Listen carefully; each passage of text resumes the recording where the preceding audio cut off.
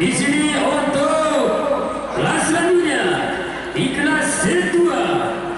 Nama kuda kepada pemilik tolong mereka baik. Kunci bumi. Nama pemilik Amanda Jayaluar atas nama Ketua DPRK Kabupaten Gayolues Amanda Haji Ali Hussein memakai warna baju merah dengan punah doa yang penting. Nah, baju disipon apa kan sesuai dengan punah. Mereka pakai ini baju merah sesuai. Mesti tolongan betul kita rasa Gayo.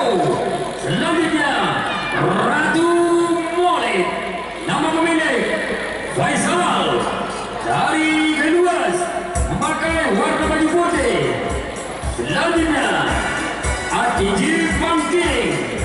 Nama pemilik Abdul Rahman dari Aceh Tengah memakai warna baju kuning.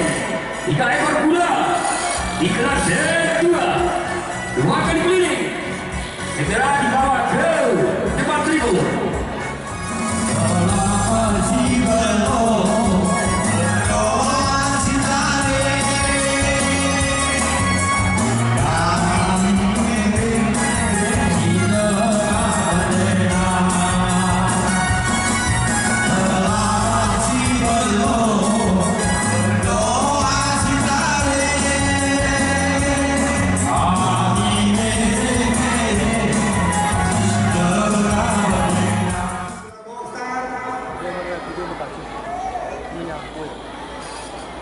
Sudah naik bendera hijau.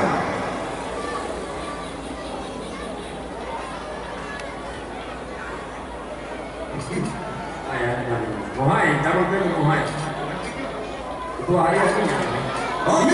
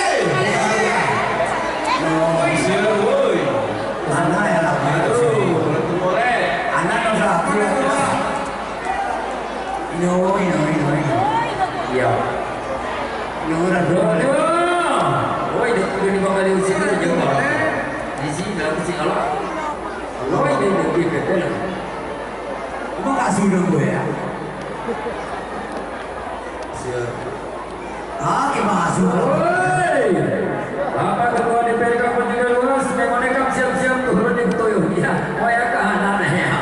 Waya di kamar negara Arab. Ya, kunci bumi. Yo.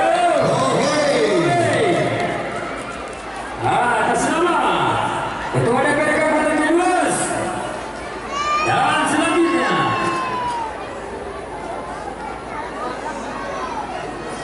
ATG Pagiri. ATG Pangkiri dan Ratu Molet sana ke timur salah bro. Rasulin damai nama. Astagfirullah. Nanti di mana Rasul berapa? Yoki.